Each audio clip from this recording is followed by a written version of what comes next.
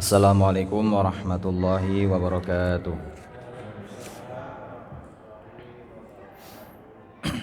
Innal hamdalillah nahmaduhu wa nasta'inu wa nastaghfiruh wa na'udzu billahi min syururi anfusina wa min sayyiati a'malina. Man yahdihillahu fala mudhillalah wa may yudlilhu fala hadiyalah. Asyhadu an la ilaha illallah wa asyhadu anna Muhammadan abduhu wa rasuluh la nabiyya ba'dah. Allahumma shalli wa sallim ala sayyidina Muhammadin wa ala ali sayyidina Muhammad. Ma'asyiral hadirin jamaah salat jamaah menjelang berbuka dan salat maghrib rahimakumullah. Alhamdulillah kita dipertemukan kembali dalam salah satu majelis ilmu, dalam salah satu kesempatan beriktikaf di masjid, dalam salah satu waktu yang mustajab, karena di antara waktu-waktu yang mustajab adalah doanya orang yang berpuasa. Ma'asyiral hadirin rahimakumullah, kita melanjutkan pada pembahasan yang lalu. Sebelum kita masuk pada pembahasan, sedikit kita mereview yang telah kita bahas pada pekan lalu. Kemarin kita masih membahas seputar surat Al-Hasyr. Surat Hasyr, surat yang turun di kota Madinah, yang membahas secara khusus, secara terperinci watak dari orang Yahudi, terkhusus dari orang Yahudi Bani Nadir, yang Allah usir, yang Rasulullah usir karena ulah mereka sendiri. Dan pada separuh ayat terakhir juga akan dibahas tentang watak orang munafik. Jadi mau itu orang Yahudi, orang munafik itu satu karakteristik, yaitu sama-sama munafik. Kemarin sudah kita bahas tentang ghanimah atau harta rampasan perang. Sekali lagi, walaupun kita di Indonesia itu tidak ada peperangan, tapi sebagai wawasan, sebagai tambah khazanah keilmuan keislaman kita, tidak ada salahnya kita mengetahui jenis-jenis dari harta rampasan perang. Yang kemarin kita sampaikan ada 3 istilah, 3 definisi tentang harta rampasan perang. Yang pertama yaitu harta ghanimah, yang kedua yaitu fai, yang ketiga yaitu anfal. Masing-masing dari ketiga kriteria itu memiliki peruntukan yang berbeda. Kalau ghanimah itu adalah harta rampasan perang secara umum yang didapat melalui proses peperangan umat Islam, di mana ketika umat Islam menang, maka harta rampasan perang tersebut milik umat Islam, yang ketentuannya sudah ditentukan oleh Allah Subhanahu wa taala, yaitu 20% atau 1/5 untuk Allah, untuk Rasulullah, untuk yatim, fakir, miskin dan ibnu sabil. Adapun 80%-nya diperuntukkan untuk seluruh sahabat yang ikut berperang. Jadi 1/5 untuk Rasulullah dan asnaf yang tadi kami sebutkan. Adapun sisanya 80%-nya untuk seluruh sahabat yang ikut perang. Itu yang disebut dengan ghanimah. Adapun fai adalah yang tertera dalam Quran surat Al-Hasyr ini, yaitu harta rampasan perang yang didapat tanpa melalui proses peperangan. Pengepungan misalnya, atau penyergapan, kemudian musuhnya itu kalang kabut, lari, seperti hanya dalam kisah ini surat Bani Nadir atau surat Al-Hasyr. Orang-orang Yahudi Bani Nadir merasa ketakutan setelah Allah berikan rasa takut dalam hati mereka. Dikepung selama, ada yang mengatakan 15 hari, ada yang mengatakan 10 hari, ada yang mengatakan 9 hari. Alhasil selama itu beberapa hari, lebih dari 1 pekan, umat Islam mengepung benteng-benteng Yahudi, karena mereka Allah tanamkan rasa takut. Mereka kabur di Khaybar, sehingga mereka kabur tidak membawa apa-apa kecuali yang mereka tunggangi dan mereka pakai dalam baju mereka. Sehingga umat Islam ketika itu punya banyak harta rampasan perang berupa fai, dan peruntukannya seluruhnya untuk Rasulullah.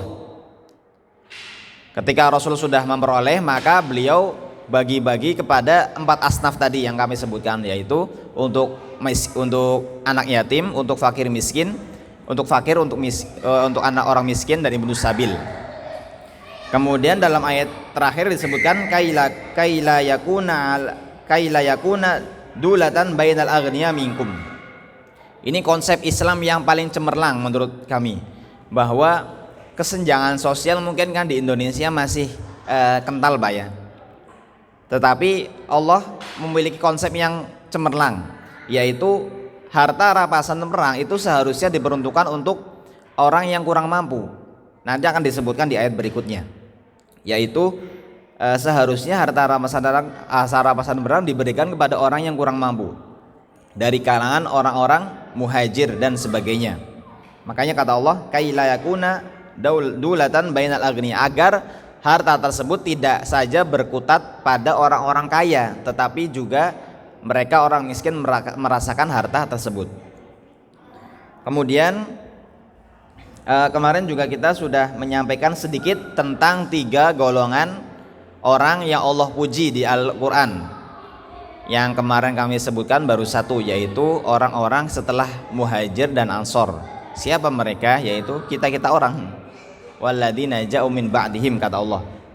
Min ba'dihim yaquluna rabbana ighfir lana wa li ikhwanina alladzina sabaquna bil iman wa la taj'al fi qulubina ghillan lil ladzina amanu rabbana innaka raufur rahim. Ini salah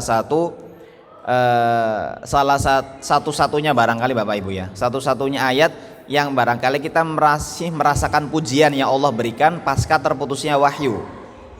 Jadi kalau Allah memuji kaum muhajir, kalau Allah memuji kaum ansor, kan mereka sudah tidak ada, sudah wafat mereka semuanya, sudah menjadi orang-orang syahid.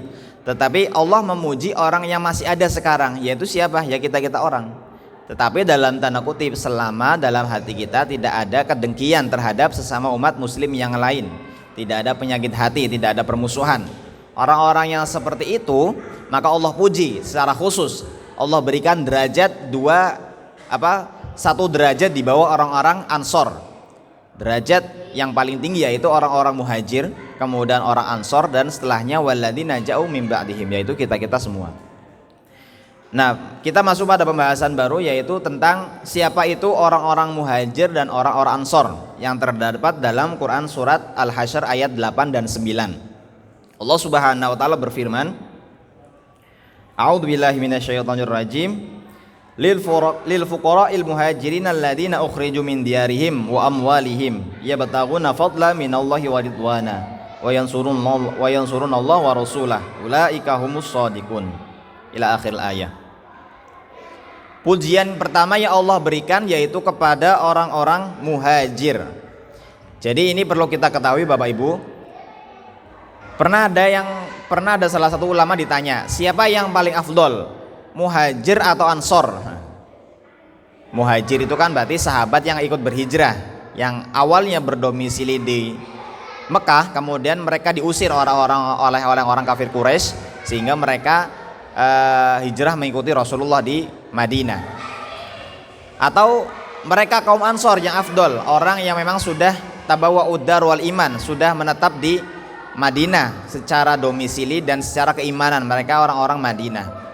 Jadi kata jumhur ulama, orang yang paling afdol, sahabat yang paling afdol adalah sahabat dari kalangan muhajir, orang-orang muhajir, karena pertaruhannya sangat besar. Terlebih seluruh ayat yang menyebutkan runtutan antara muhajir dan ansor, pasti Allah lebih dahulukan adalah kaum muhajir.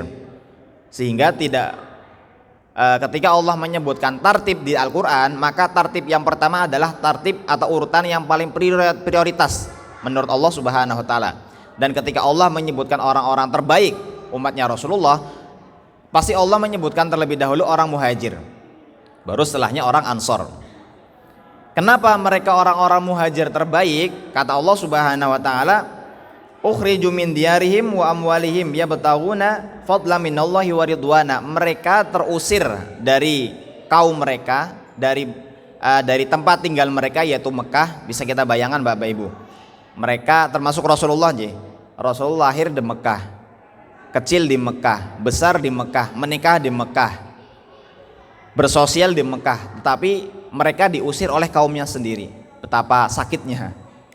Terlebih ketika mereka diusir, termasuk Rasulullah, diusir tanpa membawa satu peser harta pun kecuali yang ada melekat di tubuh mereka, kecuali hewan tunggangan mereka dan baju mereka.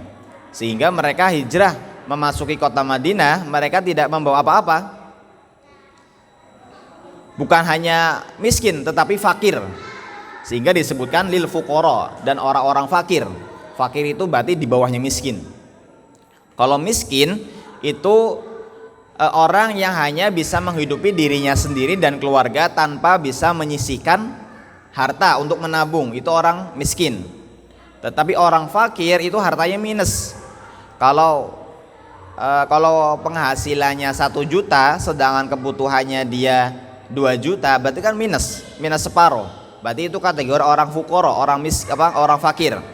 Nah, orang muhajir itu orang fakir, bukan cuma miskin, tetapi fakir. Mereka minus hartanya. Mereka berhijrah dari Mekah ke Madinah tidak bawa apa-apa, bahkan untuk menyambung hidup pun susah. Sehingga Allah memuji berikutnya orang-orang Ansor. Apa yang mereka harapkan di hadapan Allah ketika mereka berhijrah ke Madinah? Ya bataguna fadlan minallahi wa ridwana. Mereka hanya mengharapkan fadlan, karunia dari Allah, wa ridwana, dan ridho dari Allah Subhanahu wa taala. Wa yansurunallah wa rasulahu. Mereka tidak lain dan tidak bukan hijrah ke Mekah, dari Mekah ke Madinah hanya untuk menolong agama Allah dan agama Rasulullah sallallahu alaihi wasallam, yaitu Islam. Ulaika humus shadiqun. Mereka adalah tulus hatinya.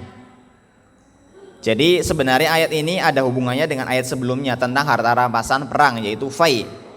Ketika Rasul berhasil menaklukkan atau mengusir orang-orang Yahudi Bani Nadir yang telah berbuat banyak ulah, maka harta rampasan perang itu diperuntukkan kebanyakan oleh orang-orang muhajir.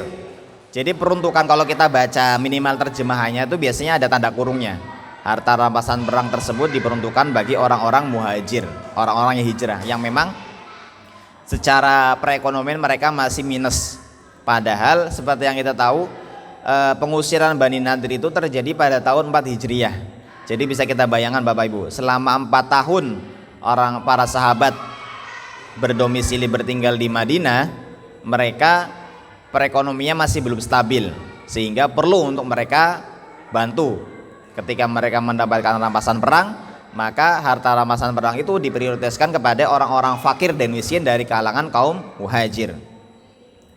Kemudian Allah Subhanahu wa taala memuji setelahnya, memuji orang-orang Ansor, orang-orang yang menolong dakwah Rasulullah. Allah Subhanahu wa taala berfirman, "Walladzina tabawwa'ud dar wal iman min qablihim yuhibbuna man hajara ilaihim." Dan orang-orang yang sudah menetap, memang sudah berdomisili di Madinah, wal iman, dan sudah beriman. Karena yang kemarin sudah kami sampaikan bahwa jauh-jauh tahun sebelum Rasul menginjakkan kaki ke Madinah, banyak dari para sahabat yang sudah beriman berkat dakwah dari salah satu sahabat yang mulia, yaitu Mus'ab bin Umair.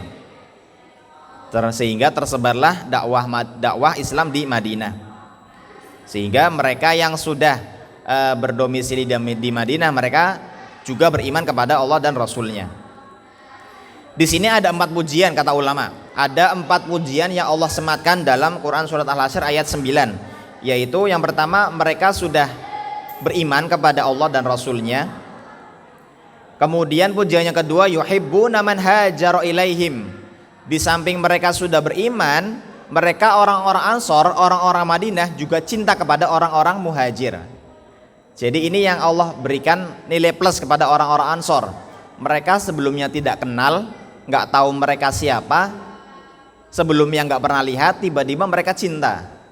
Itu mungkin susah bagi kita. Kalau kita bayangkan Bapak Ibu ya, misalnya tiba-tiba di rumah kita ada tamu itu nggak kita kenal siapa namanya, asli mana, orang mana, tiba-tiba dia bilang, "Pak, boleh nggak saya tinggal di rumah jenengan semalam aja?" Boleh nggak Pak? Pasti curiga, kita langsung lapor Pak RT. Itu tabiatnya kita. Ya itu wajar-wajar aja, karena perlu kita waspadai. Ini orang siapa? Dari mana? Track recordnya seperti apa? Kok tiba-tiba pengen numpang di rumah kita? Tetapi beda sama orang-orang Ansor dan orang-orang muhajir. Orang-orang Ansor, orang-orang yang memang sudah berdomisili di Madinah, mereka sangat welcome terhadap orang-orang saudara mereka, yaitu orang-orang muhajir. Dan mereka puji, Allah puji secara tulus dalam Al-Quran. Yuhibbuna man hajara ilaihim. Mereka orang-orang Ansor cinta kepada mereka, orang yang berhijrah. Lebih dari itu, wala yajiduna fi sudurihim hajatan mimma utu. Ini pujian yang ketiga. Pujian yang pertama yaitu mereka sudah beriman. Kemudian pujian yang kedua, mereka cinta kepada saudara mereka, yaitu saudara kaum muhajir. Dan yang ketiga yaitu tidak ada sedikit pun dalam hati mereka rasa pamrih. Kalau kita misalnya ditumpangi rumah oleh orang lain, pasti barangkali ada sebetik dalam hati kita, kira-kira dia mau ngasih apa ya ke saya, minta reward, minta balas budi dari kita. Tetapi mereka tidak. Orang Ansor itu sama sekali tidak mengharapkan pamrih sedikit pun dari orang-orang muhajir. Bahkan Allah puji, nggak ada terbesit pun sedikit pun dalam hati mereka. Bahkan lebih dari itu, ini pujian yang keempat, wa yu'thiruna ala anfusihim walau kana bihim khososoh. Sudah mereka tidak mengharapkan pamrih, mereka juga mengutamakan diri kaum muhajir daripada dirinya sendiri.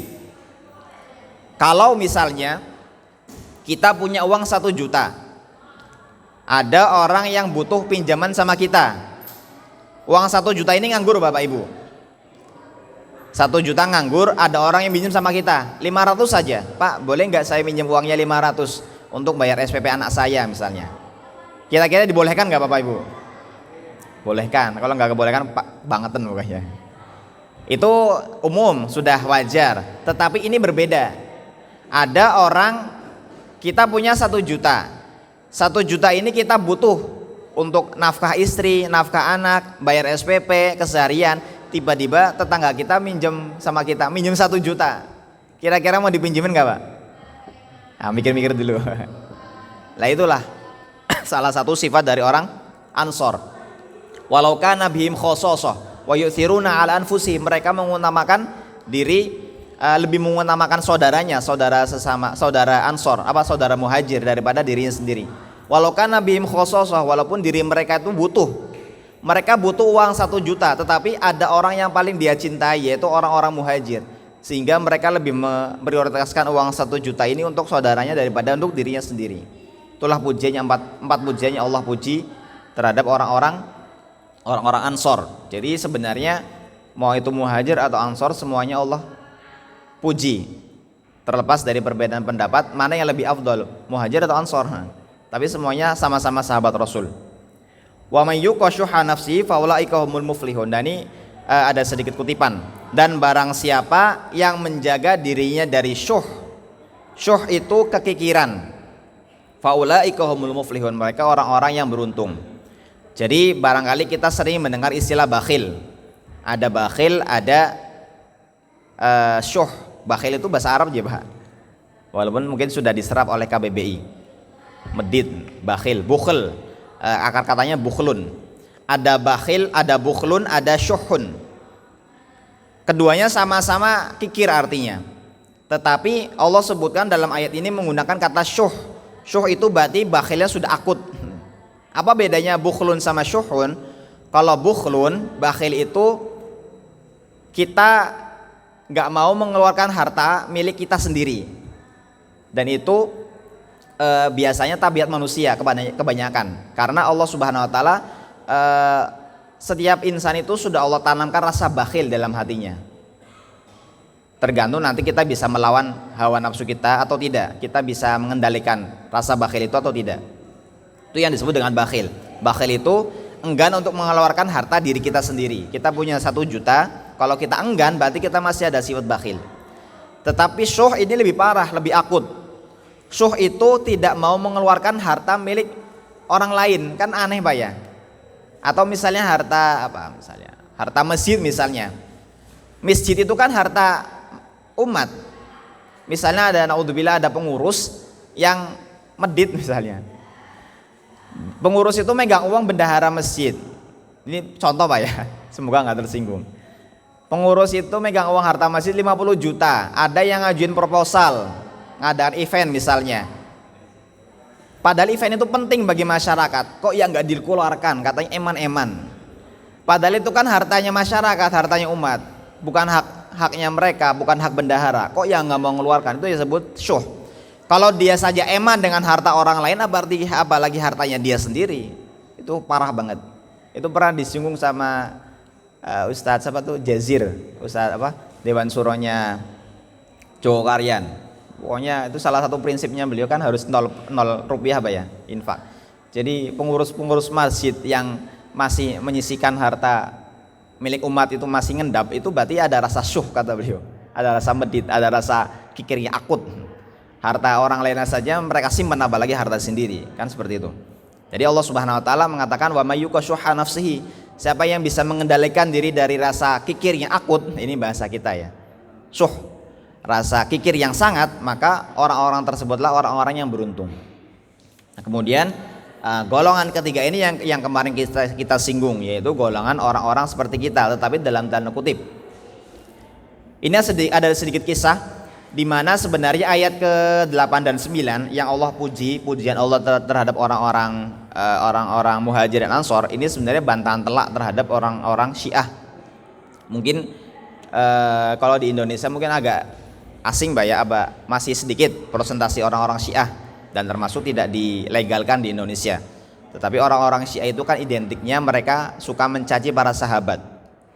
Bukan hanya sahabat besar pun, kayak misalnya Aisyah, Abu Bakar, Umar, Utsman, mereka caci. Karena kata mereka orang-orang Syiah, mereka itu para sahabat Rasul adalah orang-orang kafir karena tidak mengakui keimaman dari Ali bin Abi Thalib. Kan lucu. Seharusnya pasca wafatnya Rasulullah yang menjadi imam, yang menjadi khalifah adalah Ali bin Abi Thalib. Kok Abu Bakar, kok Umar, kok Utsman? Sehingga mereka menjudge para sahabat Rasul sebagai orang-orang kafir. Padahal secara terang-terangan Allah puji orang-orang Muhajir dan Ansor. Jadi pernah suatu ketika Ibnu Umar melihat dengan mata kepala beliau sendiri ada satu orang yang mencaci sahabat Rasul. Kemudian orang tersebut didatangi oleh Ibnu Umar, Abdullah bin Umar. Ya fulan, aminhum anta, apakah kamu dari orang-orang Muhajir? Apakah kamu punya hak untuk mencaci orang-orang Muhajir? Apakah kamu termasuk orang-orang Muhajir? Kata dia, la, lastu muhajirun, aku bukan orang Muhajir. Anta minal Ansor, apakah kamu orang-orang Ansor? Kata dia, tidak, aku bukan orang Ansor. Anta mu'min? Kata dia, apakah kamu orang-orang beriman? Termasuk orang-orang yang beriman, orang yang ketiga tadi yang Allah sebut, Allah puji kita. Kata dia, arju, semoga aku berharap orang tersebut seperti orang tersebut, orang yang Allah puji. Kata Abdullah bin Umar, lasta minhum, kata beliau, kamu bukan orang-orang dari orang mukmin. Jadi ini konsekuensinya berat, orang yang mencaci sahabat, konsekuensinya bisa menjadi kufur. Tapi insya Allah kita terjauh dari itu Pak ya. Kalau di Indonesia virus Syiah insya Allah sudah terbendung oleh banyak ulama-ulama yang berjihad akan paham-paham tersebut. Terlebih pemerintah sendiri sudah secara tegas-tegas mengatakan bahwa paham Syiah itu adalah paham yang sesat, paham yang tidak bisa ditolerir, tidak ada hukum tidak bisa ditoleransi siapa yang memeluk Syiah. Kalau saudara-saudara kita masih memeluk agama Kristen, agama Yahudi, itu masih dalam naungan hukum, tidak masalah. Tetapi orang-orang Syiah itu virus banget, virus dalam selimut berbulu domba. Jadi virus yang umat Islam yang ada di kalangan internal umat Islam ya orang-orang Syiah. Kemudian terakhir di ayat ke 10 sampai ayat ke 17 ini pembahasannya cukup menarik tentang orang-orang munafik. Jadi kalau ayat 1 sampai ayat 9, ayat 10 maaf. Ayat 1 sampai ayat 9 itu ayat 1 sampai 10 membahas tentang pengusiran Bani Nadir. Ayat 11 sampai ayat 17 itu Allah concern membahas tentang sifat orang munafik. Ya mirip-mirip orang Yahudi sama munafik itu Allah sebut ikhwanihim, saudara sekafir. Kalau kita kan sering mendengar kata akhun fillah, saudara seiman, saudara sesama agama Islam disebut dengan akhun fillah. Tetapi Allah juga menyebut orang-orang kafir sama-sama sebagai ikhwan, akhun, saudara sekufuran. Kata Allah Subhanahu wa taala, alam tara ilal ladina nafaqu yaquluna li ikhwanihim. Apakah kamu tahu wahai Muhammad orang-orang yang munafik? Ya, orang munafik. Jadi Allah sejajarkan orang munafik dengan orang Yahudi, khususnya orang Yahudi Bani Nadir. Jadi ketika terjadi pengusiran Yahudi Bani Nadir, ini walaupun pembahasannya tentang munafik, tetapi ada hubungannya juga dengan pengusiran yang kemarin, pengusiran Bani Nadir. Kata orang-orang munafik, tenang aja, kalau kalian diusir oleh Muhammad, kata orang munafik, kami akan ikut sama kalian. Kata orang-orang munafik, lanakhrujanna ma'akum wala nuti'u fikum ahadan abada. Kalau kalian diusir, kami juga akan ikut keluar sama kalian, kata orang-orang munafik. Orang munafik ini kan dipimpin sama Abdullah bin Ubay bin Salul. Abdullah bin Ubay bin Salul, tokoh orang munafik. Jadi kata mereka dan gembong-gembongnya, kalau orang-orang Yahudi Bani Nadir diusir, tenang aja, kalian punya teman, saya temannya dan bersama yang lain, kita akan sama-sama keluar dari Madinah. La in ukhrijtum lanakhrujanna ma'akum, kata mereka, wa in qutiltum lanansurannakum. Kalau kalian diperangi sama Muhammad, kita akan sama-sama berperang. Jadi bisa bayangkan Pak, janjinya manis banget ya, janji gombal pokoknya manis pol. Dan bahkan bukan cuma janji, tetapi dengan sumpah, dengan kata taukid, lamu taukid kalau dalam ilmu nahwu. Sungguh kami akan ikut keluar sama kalian, atau kalau kalian diperangi sama Muhammad, kami akan ikut perang bersama kalian, bayangan. Dan itu kata sungguh, nggak main-main sumpahnya. Wallahu yashhadu innahum lakadzibun. Ini di garis bawahi Bapak Ibu.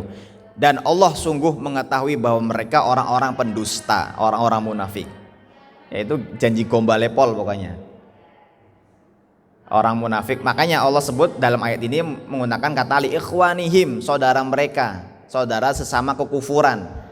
Orang munafik itu kalau kita melihat sejarahnya munafik di Madinah, sebenarnya kemarin beberapa waktu lalu kita sampaikan ada 3 ideologi besar orang penghuni Madinah.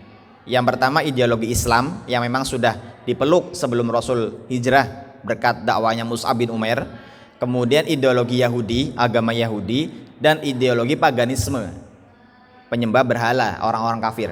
Tetapi pasca menangnya Muslim di perang Badar, orang-orang kafir Quraisy itu seluruhnya masuk, orang-orang kafir Madinah itu seluruhnya masuk Islam.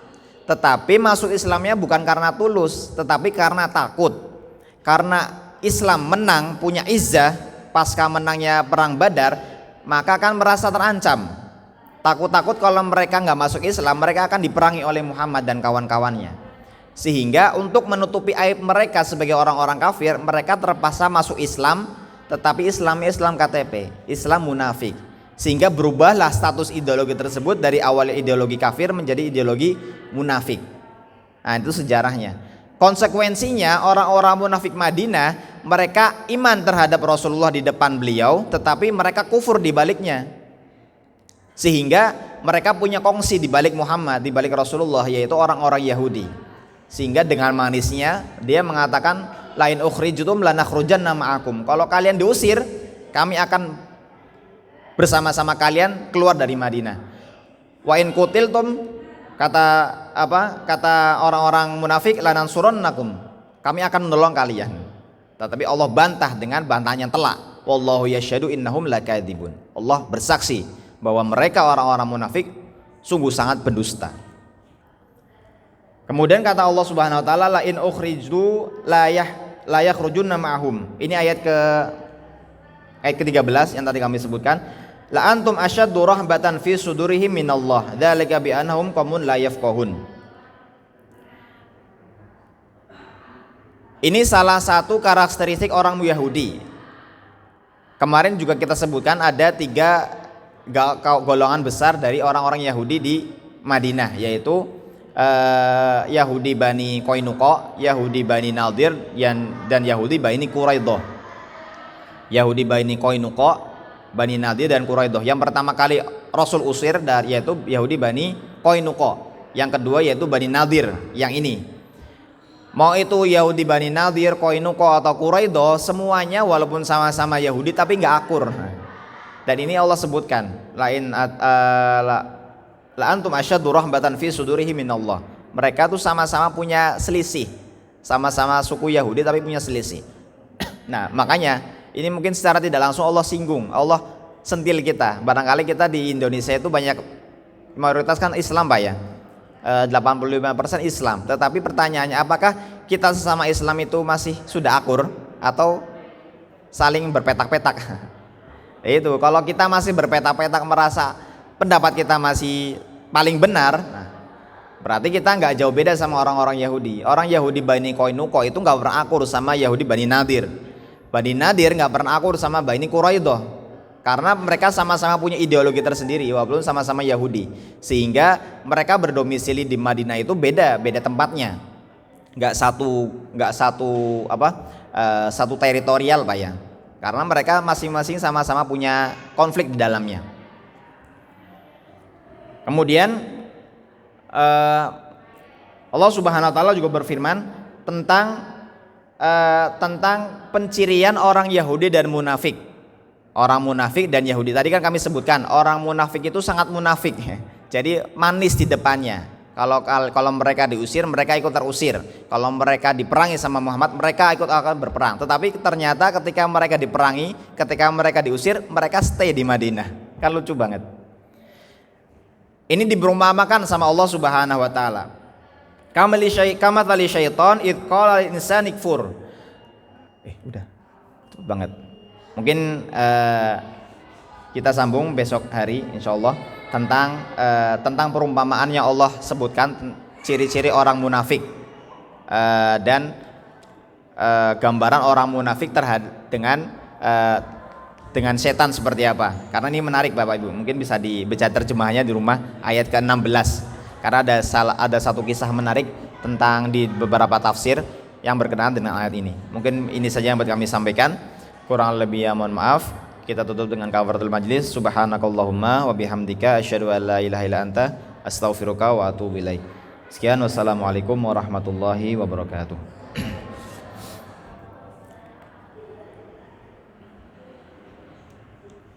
Bapak Ibu kita berdoa. Bismillahirrahmanirrahim. Allahumma laka sumtu wa bika amantu wa ala rizqika afdaltu bi rahmatika ya arhamar rahimin.